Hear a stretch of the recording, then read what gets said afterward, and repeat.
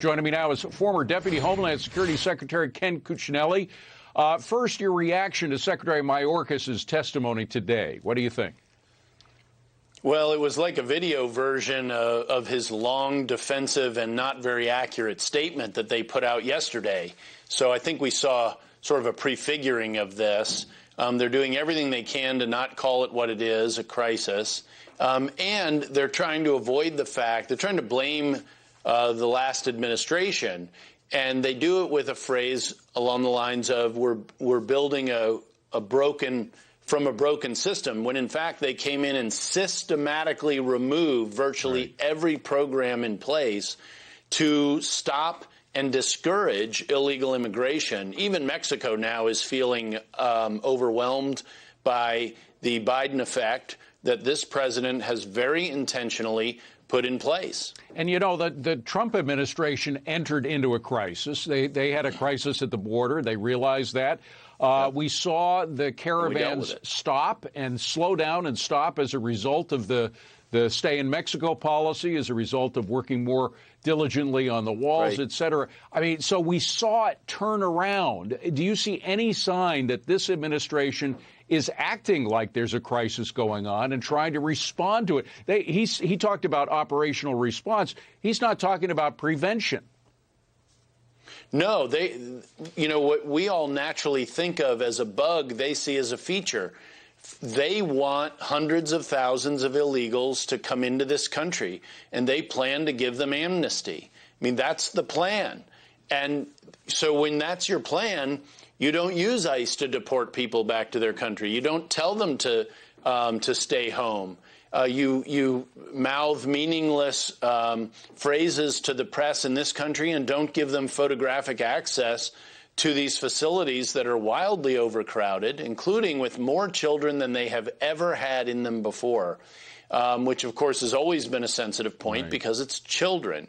And they are playing a political game.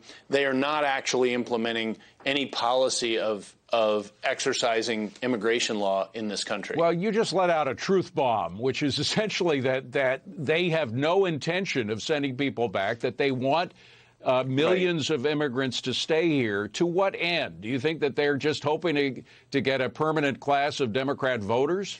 Well, when you look at the amnesty bills they have up this week in the House, and you look at H.R. 1, by which they will automatically register many of these folks to vote, though they're careful not to say non-citizens can vote, but they automatically register them. They order the states to do that through their H.R. 1, the Political Malfeasance Act is what it ought to be called. When you look at all of these things together, it's a plan. It is a plan on their part to bring in a bunch of voters, people they believe will be their voters in the future, illegally. And they don't care about the law, despite the fact that this president held up his hand and swore to uphold and execute the laws of the United States. That is exactly what they are not doing. And they have systematically stripped away all of the tools, because there's no one silver bullet, that we built over years to control this problem. It is easy to destroy. It is hard to build. But we spent years building policies and operations to deal with this, and it only took days and weeks for them to destroy it. If you're right about their political intention here, first of all, it's terribly disingenuous. But more than that, there are Americans, citizens of the United States, that are being harmed right now because of what's happening at the border. And there are going to be thousands of more harmed over the coming months as a result of this. We're going to talk to Tom Homan about it after you. But bottom line is this could be the most cynical exercise in immigration I've ever seen. Oh, absolutely. And while I'll let Tom talk about the criminal side, since you have him coming, he's an expert, of course. Let me talk about the economic side. At the end of 2019, we had the lowest poverty rate in American history ever. And that wasn't just from the deregulation and the tax cuts. It was also because we were enforcing immigration law, which allowed poor Americans' wages to rise.